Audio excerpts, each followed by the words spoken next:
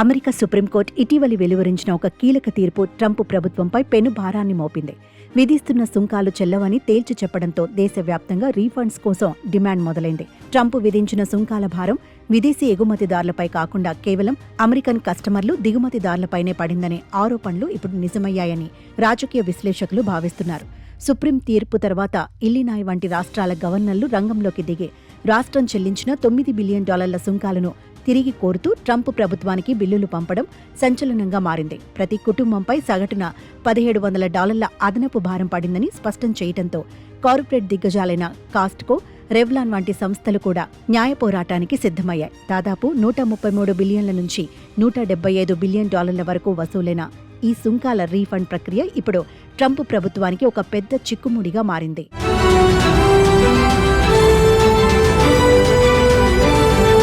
ఈ రీఫండ్ ప్రక్రియ అంత సులభం కాదని ట్రెజరీ సెక్రటరీ స్కాట్ బెసెంట్ హెచ్చరించటం వెనుక ఉన్న వ్యూహాన్ని గమనించాలి. సామాన్య ప్రజలకు నేరుగా రీఫండ్స్ చేరే అవకాశాలు చాలా తక్కువని, అధిక భాగం దిగుమతిదారులు అమెరికన్ కంపెనీలకే వెళ్లే అవకాశం ఉందని ఆయన స్పష్టం చేశారు. దిగుమతి సమయంలో ఈ కంపెనీలే కస్టమ్స్ శాఖకు నేరుగా సుంకాలు చెల్లించాయి కాబట్టి రీఫండ్స్ కూడా వారికే చెందుతాయని అధికారులు వాదిస్తున్నారు. ఈ మొత్తం ప్రక్రియ చాలా సంక్లిష్టంగా ఉండటం వల్ల కోర్టు కేసులు కొలిక్కి రావడానికి కనీసం 2 నుంచి 4 సంవత్సరాల సమయం పడుతుందని ట్రంప్ స్వయంగా అంగీకరించారు. వేల కొద్దీ దిగుమతిదారుల అభ్యర్థనలను ఒక్కొక్కటిగా పరిశీలించడం కస్టమ్స్ శాఖకు తలకు మించిన భారంగా మారుతోంది.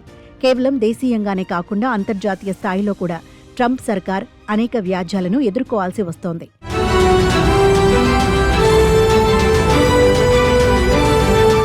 New York Fed, JP Morgan, Kiel Institute వంటి ప్రముఖ సంస్థల అంచనాల ప్రకారం కస్టమ్స్ శాఖ వసూలు చేసిన మొత్తంలో సుమారు 90 నుంచి 96% వరకు సాధారణ అమెరికన్ల జేబుల నుంచే వెళ్లాయి.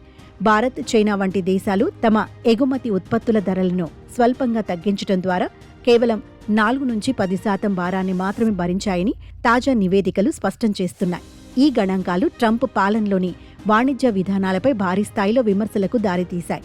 సుంకాల వల్ల దేశ ఆర్థిక వ్యవస్థకు జరిగిన మేలు కంటే సామాన్యులపై పడిన భారమే ఎక్కువగా ఉందన్న అభిప్రాయం వ్యక్తమవుతోంది. భవిష్యత్తులో ఈ రీఫండ్స్ వివాదం అమెరికా రాజకీయాలను, ఆర్థిక స్థిరత్వాన్ని ఎలా ప్రభావితం చేస్తుందనేది ఆసక్తికరంగా మారింది. ప్రభుత్వ ఖజానాపై పడనున్న ఈ భారం రాబోయే ఎన్నికల్లో, అలాగే ఆర్థిక విధానాల్లో కీలక పాత్ర పోషించనుంది.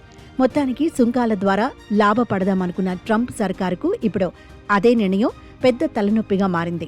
ఈ పరిణామాలు గ్లోబల్ ట్రేడ్ పాలిటిక్స్లో సరికొత్త చర్చలకు నాంది పలుకుతున్నాయి.